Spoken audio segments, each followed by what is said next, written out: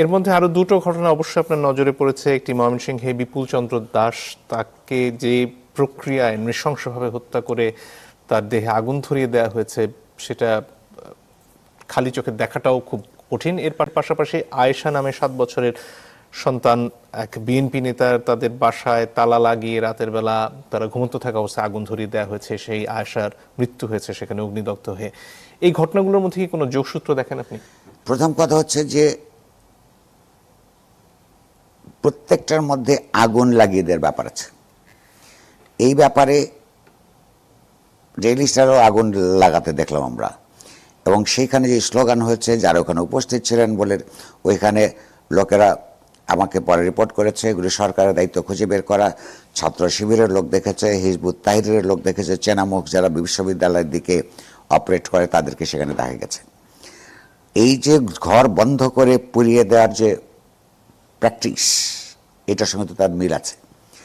আর ধর্মকে ব্যবহার করে একদিকে যেমন তারা ভোট চাওয়ার দিকে চেষ্টা করছে, অন্যদিকে ওটা কারা এই স্লোগান দিল সেটা আমরা জানি না।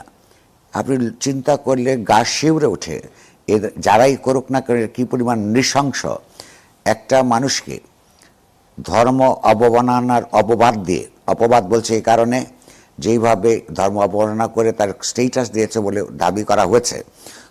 ওই পরিবার এতই গরিব যে তাদের কোনো অ্যান্ড্রয়েড ফোন, আইফোন তো দূরে থাক, তাদের কোনো ব্যবস্থা নাই।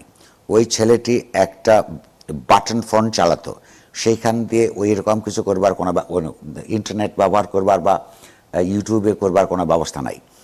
তাকে প্রথমে এতগুলি মানুষের সামনে তাকে পিটিয়ে হত্যা করা হলো।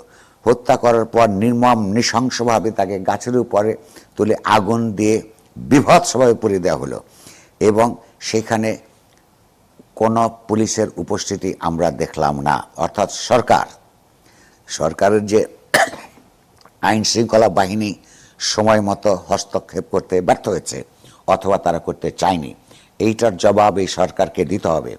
মনে রাখতে হবে, আওয়ামী লীগের স্বৈরতান্ত্রিক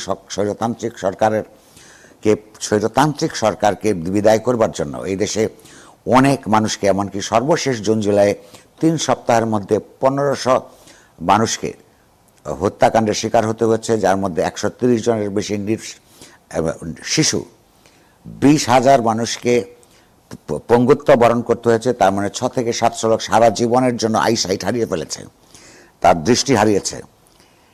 একটা স্বৈরতান্ত্রিক দায়িত্বহীন সরকারকে সরাবার পর এখানে যে রাজনৈতিক গণতান্ত্রিক ব্যবস্থা তৈরি হবার কথা ছিল,